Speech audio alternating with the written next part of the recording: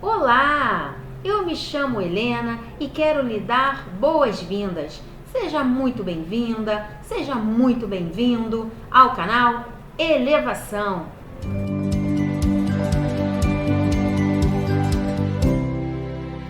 Se você é novo por aqui, inscreva-se no canal, acione o sininho das notificações para você não perder nenhum conteúdo novo e interessante.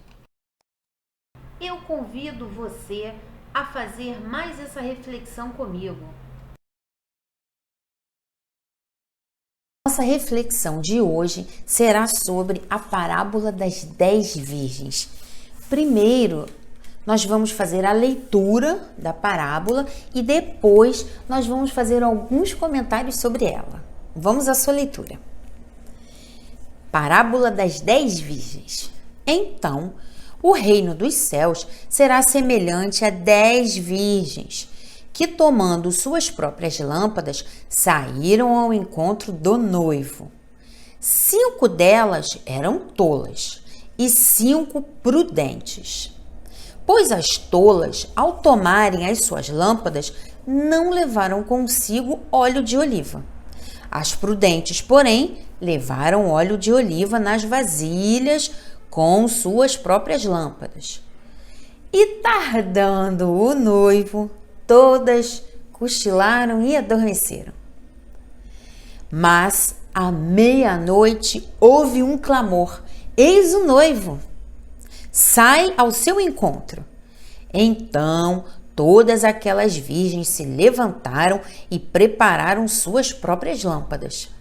As tolas disseram às prudentes: Dai-nos do vosso óleo de oliva, porque as nossas lâmpadas se apagam. As prudentes responderam dizendo: de modo nenhum. Talvez não seja suficiente para nós e para vós. Ide antes aos que vendem e comprai para vós mesmas. Ao saírem para comprar o óleo, veio o noivo. As preparadas entraram com ele nas bodas e a porta foi fechada.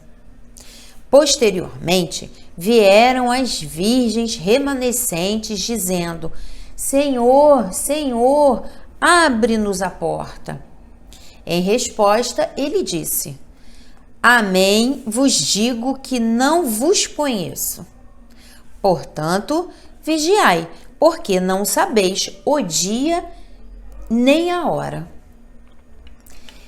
Essa parábola aqui, como todas, é cheia de símbolos.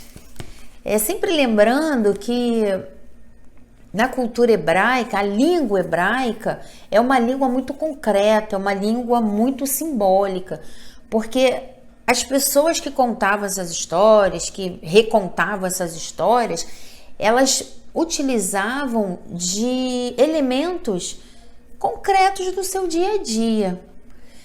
Então, para início de conversa, nós precisamos nos lembrar de que naquela cultura, a relação de maior intimidade que existia era o casamento.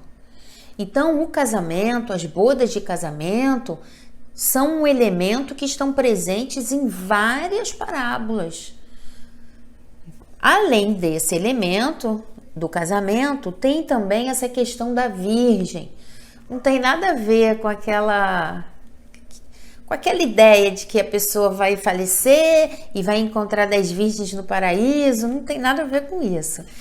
Isso aqui, na verdade, essa simbologia da virgindade tem relação ao fato de que no Antigo Testamento existia o casamento, como nós já falamos. Esse casamento era a união da população, da humanidade com Deus. E se você fosse fiel a Deus, se você tivesse somente um dono, você era considerado uma pessoa virgem. Não importava se você fosse um homem ou se fosse mulher, porque essa questão da virgindade, ela está ligada a uma ligação, a uma fidelidade religiosa. Então, tinha virgem. E no Antigo Testamento, Jerusalém era considerada uma prostituta, justamente porque ela não tinha somente um dono. E o que significava não ter somente um dono? É aquele capítulo do Evangelho que nós já vimos, já estudamos. Não se pode servir a Deus e a Mamon. Nós não podemos ter mais de um dono. Se nós somos fiéis a Deus, nós só podemos ser fiéis a Ele. Nós só podemos pertencer a Deus. Mas, se nós queremos, por exemplo, sermos egoístas, não vai ser possível nós praticarmos a caridade. Como é que eu vou praticar a caridade sendo egoísta? Então, como é que eu vou servir a Deus e a Mamon? Como é que eu vou conseguir tratar o outro com afabilidade, com doçura, servindo a Deus, se eu dou vazão ao orgulho, à ira, servindo a Mamon? Então, essa relação da virgindade, esse símbolo da virgindade, traz para nós essa ideia de fidelidade a Deus, de pertencermos somente a Deus, de sermos somente possuídos, digamos assim, por Deus, de termos como dono somente Deus e não tudo aquilo que está ao nosso redor, como já falamos, né? O egoísmo, o orgulho, a vontade exacerbada de acumular bens materiais e tantos outros. Então, explicada essa questão das virgens, nós vamos ver aqui o casamento. Nós temos as virgens, temos as noivas, são as 10 noivas, que simbolizam a humanidade. Quem é o noivo? O noivo é Jesus. E um dia acontecerá esse casamento. Um dia nós realmente estaremos casados com os ensinamentos deixados por Jesus. E o que significa isso? Significa que não haverá mais entre nós falta de amor, falta de respeito, não haverá mais necessitados, não haverá mais miseráveis na condição financeira, porque todos nós iremos nos unir para realmente ajudarmos uns aos outros. A fraternidade vai imperar entre nós, o amor será a nossa lei. Isso está na nossa codificação, na codificação espírita. O dia que nós sairmos de mundo de provas e expiações, passarmos pelo mundo de regeneração e nos tornarmos, fazermos parte de mundos felizes, de mundos ditosos, nada disso existirá mais.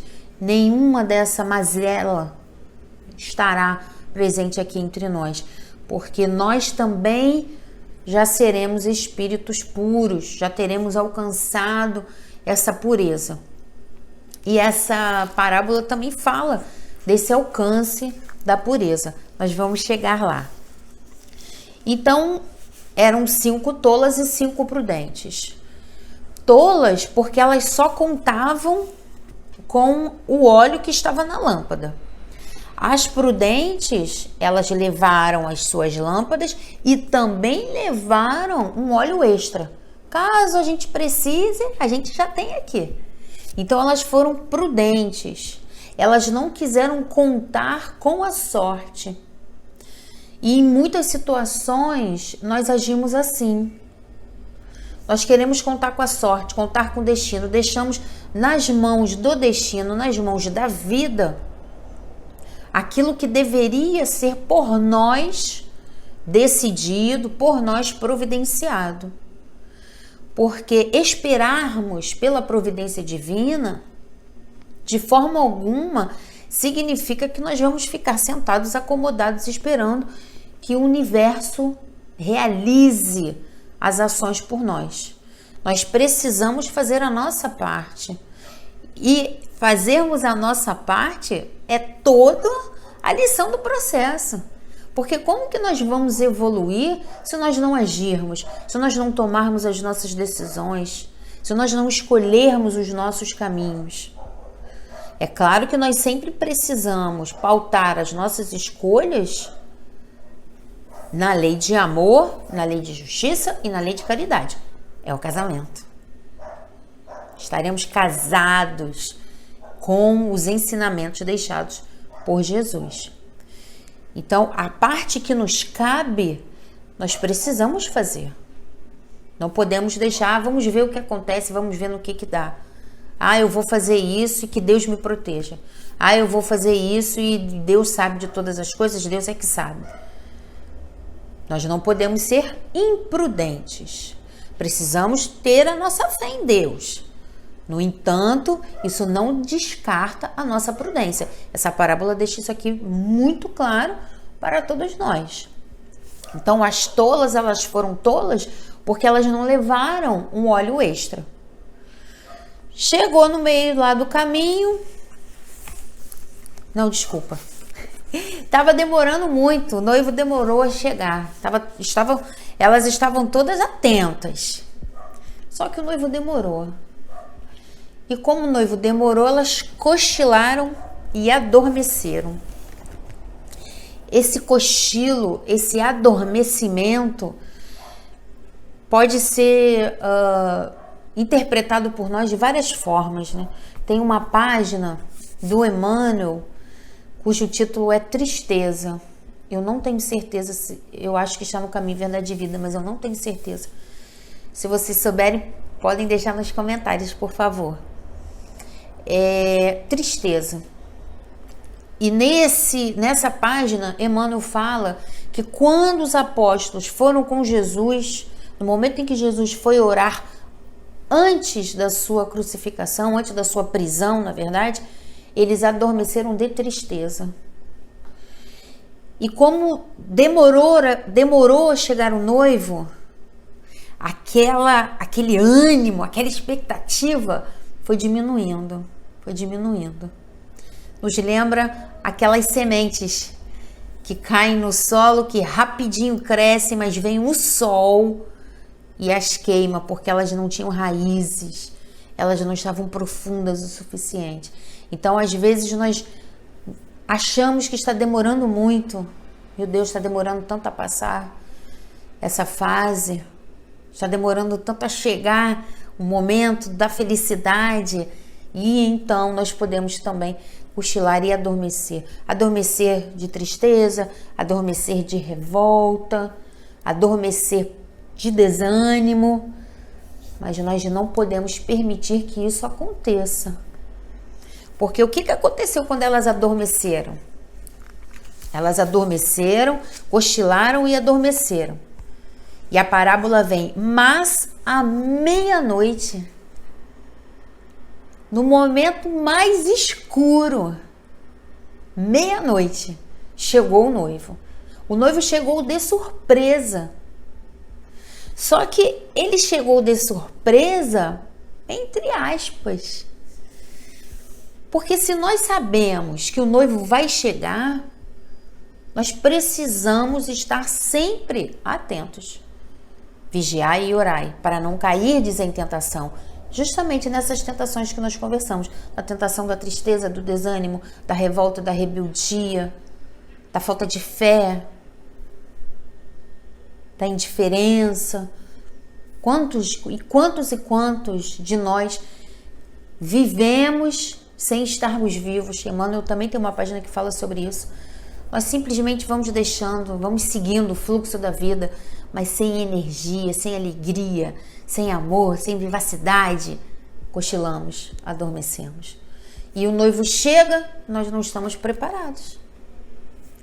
E essas aqui que não estavam preparadas, o que elas fizeram?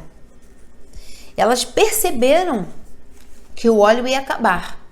E elas pediram para as prudentes: pô, me dá um pouquinho aí do seu óleo.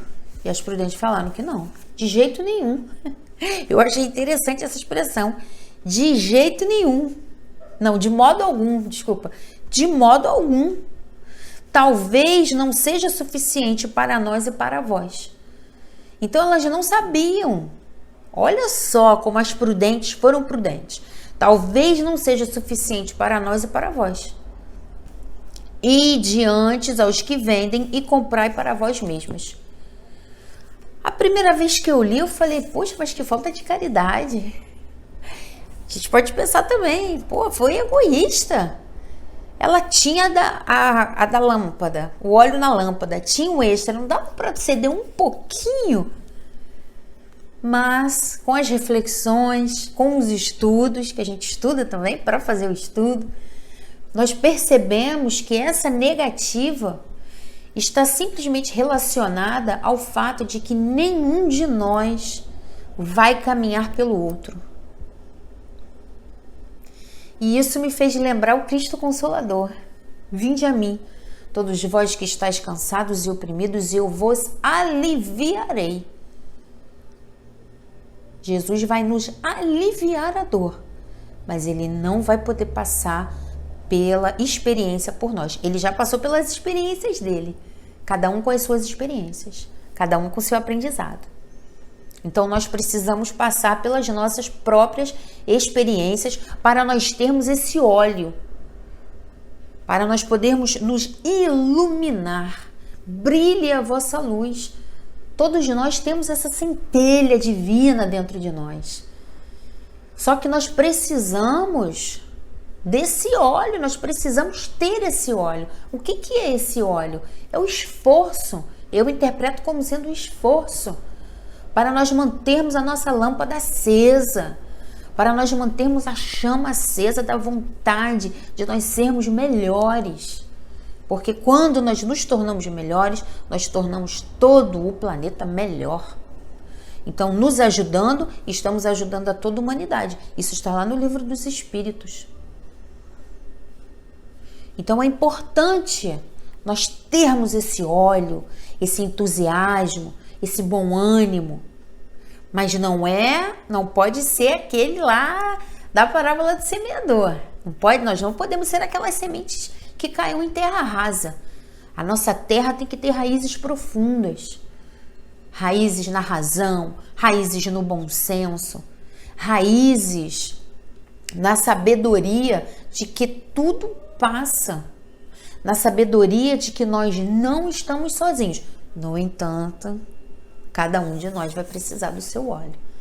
Porque nós temos os nossos amigos espirituais, nossos mentores, nossos espíritos protetores, que são aqueles enviados pelo Senhor para nos auxiliar, para nos mostrar o caminho. Mas se nós não prestamos atenção neles, isso também é manter o óleo. Se nós não nos colocamos numa postura de aprendizado, de docilidade, eu quero aprender, eu quero me mudar, eu quero me mudar no sentido de mudar o meu interior, eu quero me reformar. Se eu não faço esse movimento, eu não tenho óleo. Vai chegar no meio do caminho, minha luz vai se apagar. E quando a luz se apagar, não vai adiantar eu dizer aqui, ó, Senhor, abre-nos a porta. Nem todos que dizem Senhor, Senhor entrarão no reino dos céus. E nós sabemos que essa entrada no reino dos céus não se dá por indicação, não se dá por preferência. Deus não tem preferidos. Todos somos seus filhos. Todos temos as mesmas condições para alcançarmos essa união, esse casamento.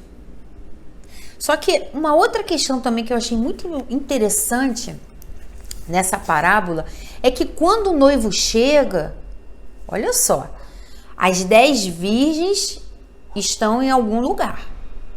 Chega o noivo. O noivo não vai até as virgens. Ele não faz esse movimento.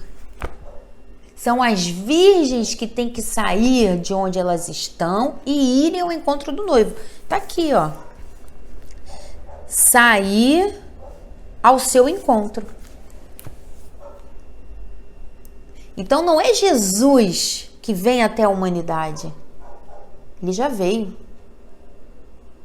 É a humanidade agora que tem que ir até Jesus. Isso é muito interessante. Olha o vinde a mim. Não é Jesus também que vai até lá. Vinde a mim. O que é esse vinde a mim? É para nós abrirmos as nossas brechas para tudo que é bom. É nós acendermos a nossa lâmpada, é mantermos, na verdade, a nossa lâmpada sempre acesa. Porque o óleo está em todos os lugares. Porque nós estamos mergulhados no amor de Deus. O fluido cósmico universal está aqui, ó, no meio de todos nós. Nós estamos mergulhados no amor de Deus. Mas nós nos esquecemos disso. Cochilamos, dormimos, não fazemos a nossa parte, simplesmente porque achamos que está demorando muito. Só que em outra parábola que nós conversamos, a parábola do fermento, nós vimos que Deus sabe o tempo que nós temos que ficar lá no forno. Ele sabe a temperatura exata do calor. Então a nós cabe fazermos a nossa parte, porque Jesus já fez a dele, Deus faz a dele a todos os instantes. Essa oportunidade de nós estarmos aqui conversando, refletindo, é Deus nos dando óleo. E eu sempre digo isso, não é por minha causa não, porque eu seja brilhante, porque eu me ache brilhante de forma alguma. É porque eu tenho certeza que ao ler essa parábola, você vai ter outras interpretações, você vai ter outras ideias. A espiritualidade superior vai trabalhar com aquilo que cada um de nós tem e vai fazer a correlação. Poxa, realmente, né? Quando eu falei desse jeito com essa pessoa, me faltou óleo. Eu tinha que ter tido um pouquinho mais do óleo da paciência com ela, um pouquinho mais do óleo da compreensão. Puxa vida, nesse momento tão difícil da minha vida, me faltou o óleo, eu fui rebelde. Me faltou o óleo da fé, da certeza de que Deus está no comando de todas as coisas. Então, é por isso que esse momento para nós aqui, principalmente para mim, eu sempre agradeço muito pela oportunidade de trabalho, porque eu sou a que mais necessito, porque eu li isso aqui tantas vezes, refleti sobre essa parábola por tantos dias, que isso tudo é óleo que Deus está me dando. E eu estou tentando transferir um pouquinho dessas reflexões, do fruto das minhas reflexões com todos vocês. E gostaria que vocês partilhassem também as reflexões que vocês tiveram. Eu desejo para todos nós que nós não tenhamos a porta fechada.